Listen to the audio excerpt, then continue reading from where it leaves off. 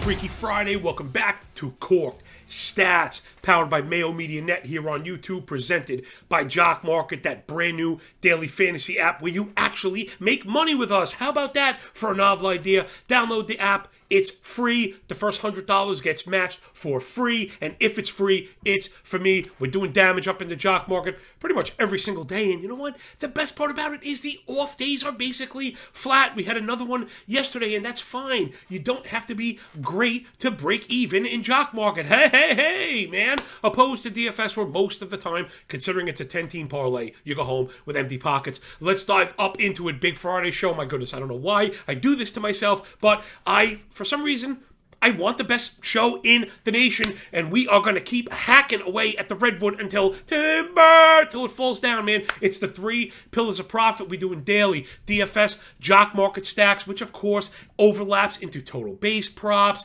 all the daily apps and platforms, plus some home run plays. And then I'm going to try and get everything out on Patreon every day. Star rankings plus pricing for Jock Market in particular. I think it's really important to know when to let go. Unlike DraftKings, the pricing is not set. The market sets the price. So in DraftKings, when somebody's really cheap, everybody piles in. It's really not that great. In Jock Market, when somebody's cheap, it means the market is not interested. Those are the players we're really interested. We're going to highlight a bunch of those. And then, of course, man, with the little bit of fantasy time that we get, I've been trying to really step it up and make this actionable for everybody. I mean, we're talking about the best in the game. I have been in contact with national champions. I don't know where to go from there, but it's a national pastime, and these are our national champions at Fantasy Baseball, and really sinking my teeth into what makes them tick and the stuff they're looking for. We're going to do something really special for the weekend, something, of course, that no one else is doing. We're going to do every matchup, like starting, pitching, and lineups. Just, I don't even know, of course, if it's me, it don't fit in the mold. We're going to have to rename it. Who knows? It's the Italian Tasmanian Devil. Let's get it, everybody. First up on the list. First thing, Jock Market has been getting a little funny with scheduling as they kind of evolve. So do we. So today it's 2 slates on the full 15 gamer. So 640 has 7 games, and then 805 has the rest. The jury's still out on how I feel. I think those are big enough where it's okay. I don't like smaller slates, and where I'm going to advise people to pull back their leverage on smaller slates. I'm playing every Jock Market slate, but I am kind of levering down.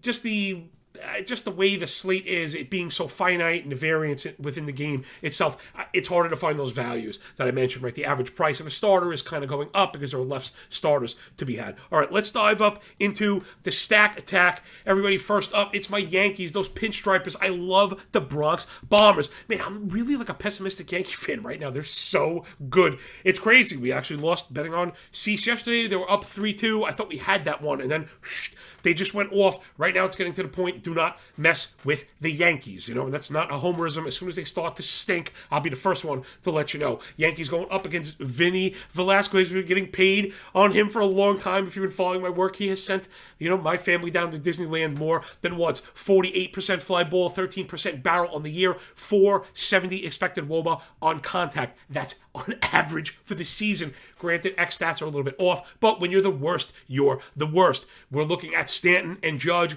DJ LeMahieu, and Donaldson. In particular, Stanton and Judge, people are going to really start pricing these guys up. You're going to see it in the proc markets to the point where we're not interested. That is what it is. DJ LeMahieu starting to hit the top side of the sine wave. Same for Josh Donaldson. Really want to get with those guys in particular. A guy like Donaldson, when he's getting the elite protection he's seeing now, pitchers have to come in. I think he homered late yesterday. Next up, it's the Houston Astros against my boy Josiah Gray, who I really like. However, 50% fly ball, 12% barrel. Year to date, he struggled in particular spotting the fastball against lefties. 917 OPS, 5 home runs. Year to date, key up the big Astros lefties. It's Kyle Tucker and Jordan Alvarez. Alvarez most likely going yard today. I mean, it's gotten to the point between the dead ball and the home run odds, it's very hard to bet on those. I have shifted to total bases, something that I'm really new at. So again, I just lower my risk. But if you can get plus money for Alvarez getting over 1.5 total bases at plus money. You really want to do it. Jock Market, he's at the highest setting. We'll probably take him up to like $7.50. And remember, that's a limit price. So you don't have to like sit and fight with people at the end. Set $7.50, and if it sticks, it sticks. And if it doesn't, you don't pay the extra. I don't think everyone understands that. Meaning a $7.50 bid in Jock Market with a $6 close, you get the rest back. You don't pay the $7.50. This is not NFBC here. All right, next up, New York, let's go. Mets go against Marco G. Gonzalez. He's struggled this year. 1.6 whip, 2.8 home runs per 9. Yikes, man. That is trouble. It's been bad, especially against righties. 1,460 OPS year-to-date, 1,460 OPS year-to-date against righties. We've seen certain pitchers struggle with certain pitches with the ball. They've been speaking about this, and that's what I've been highlighting, and it's really been at the center of a lot of the prop success, man. The props and Jock Market really doing better than the betting side of the war room right now, but hey, man, as long as we're making money, that's all that matters. Let's key up Big Meat Pete, the Polar Bear, Pete Alonso, and Francisco Lindor. He's going to get some work done. Next up, we got the Twinkies against Aaron Civale. Man, it's been a very rough go for Aaron year-to-date. 9.45 ERA, 1.7 whip. How about some more bad math? 53% fly ball, 13% barrel is 1.8 home runs per 9. Yikes. The 22 WOBA splits, really, really something. You got to be careful. When I'm identifying splits, I'm not just going opposite split. This is not what it is. The model is kind of set for particular pitchers and stuff like that. You got to remember it's a bit more nuanced than I'm just looking for the cross. Certain pitchers, again, it might be the ball. I think it's the ball. When we see something this bad. Aaron Civale, check it out, handed splits against lefties, the opposite side, 309 WOBA, better than average. Against righties, 480. What? 3 different pitches in the arsenal, accounting for about 70% of the arsenal against righties, have a 590 X-Slug, and it goes north of there. Give me Buxton, he's going to be at the highest setting. Then give me Jeffress and Celestino, guys, at the lowest setting. And again, these are the perfect example of when Jock Market is that much better than DFS, right? So you can everybody can be on the free square Celestino today, let's say, right? Everyone's on him, and he does okay, ruins leverage, and it doesn't move the needle. If he's on the Jock Market slate and he's cheap, right, which means inherent leverage because there's no demand, again, free market against whatever you'd call DraftKings, authoritarian daily play, whatever it is. I don't want to go down. I don't want to go down that road. But the point being, Celestino, if he's cheap, opens up the door for a percentage gain to float the entire team at the lowest price. And that, again, is another separator of Jock Market through to daily. So we're looking at Buxton, Jeffress, Celestino. We got to giddy up, man. We want the Arizona Diamondbacks righty snakes with shapes on their back against Smiley. He's really struggled against righties as well. The OPS up near 900. 5 home runs allowed. Ketel Marte, Christian Walker, and Jordan Luplow. Ketel probably like in the middle of high and medium setting. Walker is a medium setting. Think about $5. Luplow got to be below. Last up, Angels righties against Dalton Jeffries. 917 OPS, 3 home runs to righties so far. We're looking at Trout. We're looking at Ward. We're also looking at the backup catcher, Chad Wallach. That's really more the DFS play. He will not be on the Jock Market slate, but you gotta really like a player like that in DFS. Will probably be at the min cost, and if you just get anything out of him, that's fine. I doubt he'll even be a free square, even if he is on that kind of full slate. I think that's okay. I doubt he'll be a free square with this many options. All right, let's get into the fantasy thing. Gosh, it's going to be ridiculous. I hope this doesn't run too long. I don't know why I do this to myself, but I told you I speak to the best. I really want to be the best. We only have a few minutes, and we are going to make the most of it. If this show does not make it to the very tippy top of the mountain, it will not be for lack of effort from me and you, the Cork Stats crew. Let's do it, everybody. All right, we got 5 games at a time, so we're going to do 3 sets of 5, right, to account for all the games up on the screen for the audio-only listeners. Please rate, review, and subscribe to the podcast. I hope I did enough for you today to earn the like button. Please hit the like button and subscribe. We are in the world of algorithmic control. Again, the algorithmic control. Listen, it's just what the world is. This stuff is free. Hitting the like button is free. Come on, I trade you, man. I was up really early, working really hard at this. All right, here we go. We got Baltimore and Detroit. I'm going to try and get into some lineup stuff as well. Let me just get my rocket ship ready. Right, so hopefully everyone will be able to follow all this along and add this to the must-listen part of every Friday. It's Detroit against Baltimore, Lyles against Erod, Zimmerman versus Pineda, and Wells versus Skubal. Detroit has 2 lefties. Baltimore goes with 1, but that really hasn't affected the lineups at all. I'm just checking them really quick. Just remember, Mountcastle is out. Other than that, I don't think any effect there. Over to Detroit, same. They've really been rolling out the same lineup every single day. No big deals there. Next up, it's Boston and Texas. Pavetta versus Dunning. Rich Hill versus Otto. Danish versus Perez. Boston rolling out 1 lefty. Texas rolling out 1 lefty. On the Boston side, Franchi has sat versus lefties for Bobby Dalbec, but I don't think you could play either one of them. I was hoping he'd get 2 whenever Boston gets 2 lefties in a weekend. That's really the only time I can play Dalbec right now. You know I like him, but I don't force these issues whatsoever. Let's get over to the Texas side.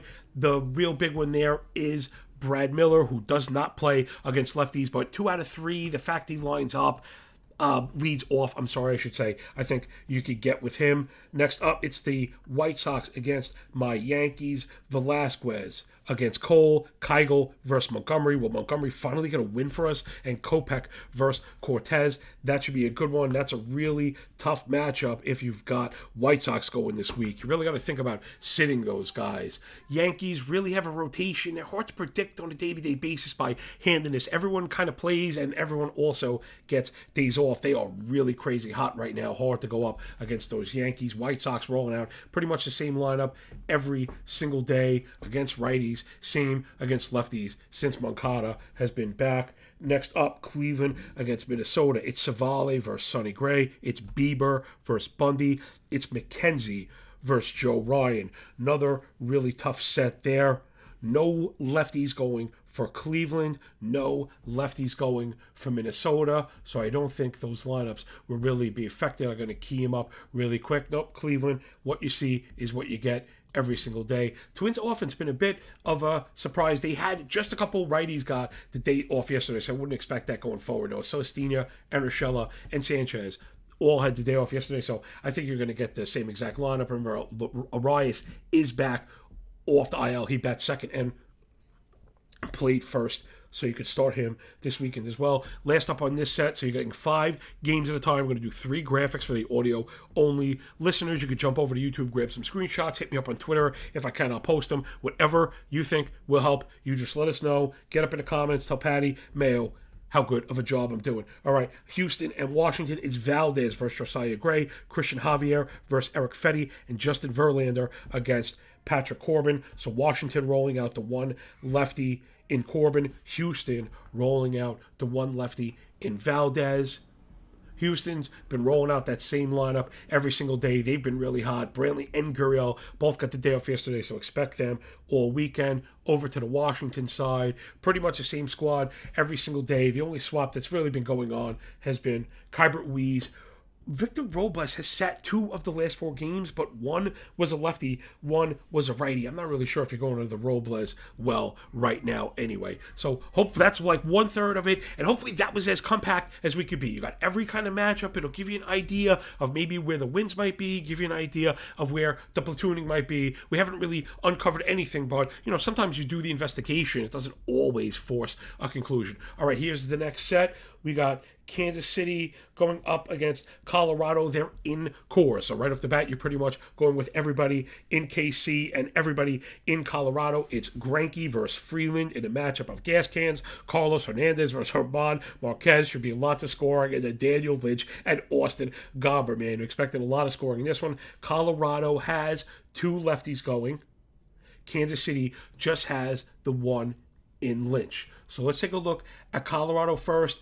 Blackman had sat 1 game, but he's still playing more than half the games against lefties. I wouldn't really worry about that. Elias Diaz sat 3 of the last 7 games against righties, but again, that one's really hard to predict. I think if you're getting games in cores with a catcher, I really think you got to roll it out. So I wouldn't really sweat that. Roll out your Rockies. Oh, the one guy I wanted to look at was Sam Hilliard. Also getting a little bit of run against lefties, not all of it. I would expect him to probably sit that last game. You might be in a position where you're stuck and have to roll with Hilliard 2 of 3. I get it. Over to the Kansas City side, where Ryan O'Hearn has really sat against lefties, but you're not really playing him. Melendez has sat 3 of the last 6 games as well. I didn't really run the Adam. I was always worried about the playing time there. That could tick up, but I guess you could do worse as far as a C2 goes. Next up, LA against Oakland. So that one, there's a doubleheader in the middle. We knew about that. Oakland just had like a jillion games this week. I've been rolling those guys out, man. I'm playing Kevin Smith, and I'm playing Sheldon Noisy. I don't really care what people say. So we got Chase Silseth, who actually looked up today, has some really good stuff. So don't just scoff at the minor leaguers. I generally don't bet on them right out of the gate, but he's got Dalton Jeffries, who struggled. Then it's Jonathan Diaz against Paul Blackburn, Michael Lorenzen against Adam Oller. That's the same day. Then Sandoval against Montas. Oakland has no lefties going. LA has 2 lefties going. So on the Oakland side, they have sat Jed Lowry and Seth Brown. So I'd probably get away from those guys. And I think that's why you're kind of doing these exercises. So if you come across Seth Brown this weekend, you may want to think twice about that. You know, if he's missing half those at-bats, that offense really isn't very good in the first place. So over to LA, we're getting pretty much everything every day. You know, you're going to get Tyler Wade. I was surprised to see him sit the last 2 days. They had been working back in its second. Not that he's really too relevant. Remember, Taylor Ward is out right now, injured the last 3 days. I thought I heard day-to-day, but again, you never know with the coach speaking stuff like that. So outside of that, I'm not really into the back end of LA. Next up, we got Seattle and the Mets. It's Marco Gonzalez versus Max Scherzer, George Kirby versus Chris Bassett. Everyone's going to be watching that one. And Robbie Ray against Carlos Carrasco. Mets matchup's really tough today. You're going to want your righties against Marco. He's been a bit of a gas can, but that's really not an easy one. Tough to face Scherzer, Bassett, and Cookie on the flip side for Seattle as well. Let's just take a quick look at the lineups. The Mets have been pretty solid, right? They were really mixing it up a ton. Now you're kind of seeing the same lineup every single day, really up at the top. I mean, we expected, Smith and J.D. Davis to kind of swap. Those guys are really outside of viability right now. Kana has kind of been the mystery. He's played only 4 of the last 7, but it was played against a righty, sat against a righty, played against 2 lefties, then sat against a righty, then played against the righty. He's feeling a bit spotty right now. Hard to play him in NFBC matchups where you're getting the full week. Seattle, man, I don't know who you want to start on Seattle. I mean, Ty France is really an everyday. Crawford, I guess, is also hard to replace. Other guys, I'm going to be honest, man, you'd be surprised. When I set my lineups, I really don't get married to the names. I'm more, maybe because I'm a pitching guy, but I'm always looking more at the pitching matchups. Next up, Tampa Bay and Toronto. Drew Rasmussen versus Kevin Gausman, Yarbrough versus Ryu, Kluber against Manoah. Really tough set for those Blue Jays. Of course, you're rolling out the studs. The ancillary pieces on the Blue Jays, maybe not so much. Tampa Bay, another really tough set. And forget like lefty-righty stuff. Getting Gausman and Manoah 2 out of 3 is extremely tough. Let's take a look at the lineups really quick. I got Tampa Bay up first. It's been, again, a little more solid than we thought. I thought up top that maybe Lowe would get tossed around a bit. If Tampa Bay ends up with like 10 games in a row, he'll sit against a lefty. But he's played against lefties the last 2 of 3, the last 4 or 5, and then 3 before that. So Lowe is really getting the full run. I had him circled. Yandy Diaz playing every single day. G-Man Choi really has sat against lefties. Probably, not say it's not that big of a deal, but I have a lot of Choi. I think I'm sitting him this weekend, right? Because the righty matchups are so difficult. All right, we got one more on this board. It's Arizona against the Cubs. Zach Davies versus Drew Smyly, Zach Gallen versus Kyle Hendricks, Humberto Castellanos against Justin Steele. So Cubs rolling out 2 lefties. Let's take a look at Arizona really quick. Dalton Varsho has sat every so often, but you got to roll him out. Pavin Smith, who I thought would sit against lefties more than he has, really hasn't, is playing. David Peralta is sitting against lefties. So David Peralta is a sit. The rest of the players are not. Rojas included, Varsho included. I think you can get with all those guys. Cubs are going to be facing the 3 righties. So let's check out the Cubs really quick. main lineup has played all the time. Really just Ortega, and Alfonso Rivas sitting against lefties. So you want to sit those guys this weekend when you're setting those lineups and you come across Ortega. Definitely let him go. All right, this is the last one. I really hope everyone is digging this, and it's not going on too long, but you're getting pretty much everything that you could stomach here. Atlanta versus San Diego, Fried versus Darvish, Morton versus Minaya, Kyle Wright versus Joe Musgrove. Really just think twice outright against Atlanta and San Diego bats. It is going to be really, really tough sledding. I don't know if people are going to look to target Morton. I know he's been tough, but man, Fried and Wright, you got to get out of the way of the Braves and the Padres while looking at the matchup is so important. Next up, Reds and Pirates are in Pittsburgh. It's Molly versus Keller, Castillo versus Zach Thompson, Hunter Green versus Jose Quintana. The Reds are starting to look up right now, man. I know people don't want to hear it, but it's the truth. And we know Molly can pitch. Castillo looked good for coming back off the IL, and Green could get it right. We know there's a lot of talent there. A lot of times with youngsters when it's just a fastball thing. I don't expect it to correct immediately, but it's not like total trash town. So, maybe we're thinking twice about our Pirates, and again, it's all righties.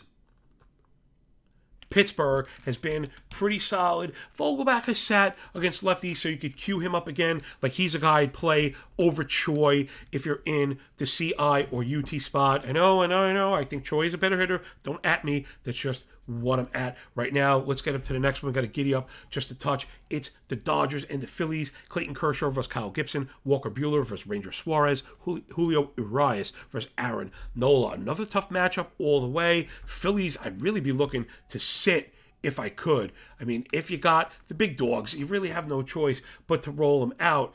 But man, it's really, really tough sledding. The only guy it's been Herrera on the split. Also, Bryson Stott sat the last 2 games against lefties. So you got to sit Stott this weekend. Just keep an eye on that. Miami and Milwaukee, Pablo Lopez versus Corbin Burns, Trevor Rogers, Eric Lauer, and Elias Hernandez for Brandon Woodruff. You're sitting your Marlins this weekend. Push them to the back of the line. You don't want nothing to do with those Brewers. Maybe the same thing to be said on the other side with the Fish. Well, it's a Fish I meant, but the Brewers, the same thing. Going against Lopez. I know Rogers. I still really like Rogers. I was digging in under the hood. I still really like what we get. Elias Hernandez has been a gas can. So if you do stomach your Brewers, you're expecting them to get it done on Sunday. Brewers going to be a tremendous favorite in that one. All right, last up, San Francisco Giants, Los Gigantes. San Francisco treats against the Cardinals. Logan Webb versus Jordan Hicks. Jacob Junis versus Dakota Hudson. Carlos Rodon versus Adam Wainwright. Really, really tough sledding again for your Cardinals. They have hit lefties, and usually that's when you're keying up all the Redbirds, but Rodon, not so much. Logan Webb, tough customer. I don't know, man. You really don't have much of a choice but to start your Cardinals again, but thanks, but no thanks. Tyler O'Neill actually sat 2 of the last 4 games against righties. I think they're just trying to get him right. He's healthy. He should be fine. But that's a really tough one. I mean, are you courageous enough to sit Tyler O'Neill? Guess what? I am. I'm not saying to bench him, but depending on options, when you play draft champions, you end up with a lot of options, and I could see going after gas cans. Like I said, I'm just more of a matchup guy. All right, people. So I hope that was pretty cool, and I hope you really liked the fantasy stuff. Please get at me. What did you really like? What didn't you like? What could we add? What should we subtract? It's all about you, man. That's really why it's got to be. I want people to know you got to add the show to the rotation, and even if it's just for the few minutes of what you're into, the 5 minutes for betting, the 5 minutes for daily, or the 5 minutes for fantasy, that we're doing stuff here that has to be part of the rotation. All right, we got a couple bets. Let's get to them real quick. The betting board's been really tough for us, and such is life, which is why we're always so responsible. It's why we bet in decimal points, and why even during bad stretch, a bad stretch, you could lose 2% of my stack, and that's why I'm in the arena, because I decided to do this the right way. I fund from underneath, right? So rather than when I want to risk more, I wanted to risk more. I wanted to make more money. It doesn't mean a higher percentage. It just means to fund more, to have more capital. So a higher risk is a less percentage. Man, we really got stung in that Boston game. Had they won that extra inning game, we'd be really talking about how great we're doing. And, that's how these things go. Nothing to worry about. Really digging it today. Baltimore, we have the pitching edge with Jordan Lyles today. Baltimore, as long as they're an underdog, they're one of the better underdogs right now, right? They're much better than Pittsburgh. They're much better than Cincinnati. And I also think they're much better than Detroit. So they've got Erod and the Tigers. That Tiger offense is disgusting right now. Baltimore should really not be an underdog to them. Give me Baltimore with the plus 125. Then we're going over to Toronto, where we've got the pitching edge again. Kevin Gausman over Drew Rasmussen. Anytime we get Gausman at minus 120 or a bit closer, you got to get with that. He's as good as it gets right now. Tampa Bay offense is okay. I mean, Toronto offense is probably a touch better. Next up, we got San Francisco and Logan Webb. Big time pitching advantage for me in this one against Jordan Hicks, who is pretty good. But it's been very limited. You know, you're getting 2 innings or you're getting 3 innings, and even as they try and stretch him, you're not going to get 5. You're not going to get 6. Webb is always a threat to go really far. St. Louis Cardinals really struggling against righty. So again, I think all these plays are viable, and I think you could bet them individually where 2 of 3 will make a profit. And I think this is a good one. Pack them all together. Baltimore plus 125. Toronto minus 120. San Francisco minus 120. Altogether it's plus 629 on the daily. Parlay bet 1/10 to win .63. And that will do it, everybody, right? We got some stacks. We got the Yankees versus Vincent Velasquez. The Houston lefties, Mets, righties. Everybody against Savale, Buxton, Jefferson Celestino on the Twins. Arizona righties and the Angels righties. We got you all the way through the fantasy landscape, did the whole 30-team weekend look-ahead matchups plus lefties, platoons, and some start sits. And then, of course, the daily bet and the first look parlay. Man, could you do any more? I don't think so. Please rate, review, and subscribe to the audio-only podcast. Hit the like button and subscribe to the video here on YouTube. Download the Jock Market app and get with us. The $100 that they're matching you for free is more than enough to get started and really do damage. I took a $20 promo, you know, when they started 18 months ago, whatever, and that's way up over $3K right now. And again, I've been flat. Yeah, I love it. Like, losing in Jock Market means flat for us. And winning sometimes is flat winning. You know, when you make 8%, we make 10% on investment, which is awesome, right? That we oscillate, and then we get the bigger hits because that's the float, right? That's when we nail the top of the board with those lower hits, like I mentioned. So everybody follow me up on Twitter, MLB Moving Averages. We're going to have the hit on Patreon. Don't worry, you don't have to pay for nothing. It's free for you and me. Bets, algos, write-ups, risk strategy, daily team totals, just everything. It's so ridiculous, man. Everybody should be thanking Pat Mayo just for all this free stuff, right? I mean, it's all the free stuff. You're getting a look at a professional trading desk, a professional baseball trading desk, and it's all free. And you got full access to me, Jock Market customers, to the front of the line. So everybody, enjoy the games, enjoy your day. When we're done with the book, enjoy that pay. And when you work this hard, don't it feel less like luck? You're damn right, man. So enjoy the weekend. Can't wait. I check this on Monday. I'm going to try and get some capping done tomorrow on the website, but, you know, it's really tough. Kids' birthdays, warm weather. The whole world is like, you know, we were holding the beach ball underwater during the pandemic, and now it's up in the air. And, you know, man, I love my family. We're doing good, making money, having fun, making friends. The whole thing, what could you ask for better? Man, Mayo Media Net 2022. So happy. I catch you. Enjoy the weekend, yo. Peace.